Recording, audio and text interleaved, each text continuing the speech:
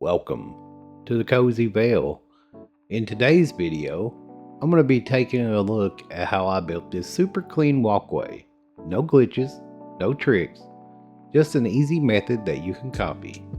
And if you would like to be part of our cozy crew, all you have to do is subscribe to the channel. Now, on to the video. For this build, you'll need 18 round stone pavers, about 51 square stone pavers, 5 ravenwood floor decorations, and 4 bellflower shrub planters. I also added some elderwood small lamps to light up the walkway at night. I added 2 fun guy plushies, just for fun. Now, unfortunately, I did lose some of the footage when I recorded this, but I was able to piece it together enough for this video. If you need to see exactly how I did the flowers, the video link will be in the top right corner, which I've already showed you. And if you need help with the flowers, I've already made a video on this, which should be in the top right corner right about now. So in order to make this a little bit easier to understand since I'm missing the footage, I went ahead and just used Photoshop. Try not to judge my drawing too harshly, please. To start with, I take the round pavers and do like a double rainbow or 2 arches around the steps of the Grand Harvest House. And it should look something like this. Once the arches are done, I will take 3 square pavers and place in between 2 of the round pavers at the top of the arch. And just a note here, I done this back when there was a glitch and all the round pavers were the same size, so it made this a lot easier. Next, we're going to take 3 square pavers and place kind of like a upside down U shape. Now it should look like a N or U, however you're looking at it. And then I will take 3 more to connect them. So now we should have something that resembles a box. Then I'm going to take 1 square paver and put on the inside of that box. Now it doesn't have to be perfectly even, you just want it somewhere near the middle. And the reason that I'm using this is to keep the floor decoration from glitching out.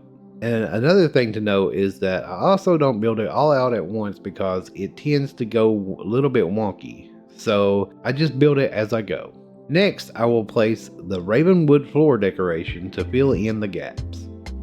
The floor decoration should be able to catch just a little bit on each side of the squares. If not, you'll notice that there's a gap in between them. That means that you need to move them or bring your squares in a little bit closer.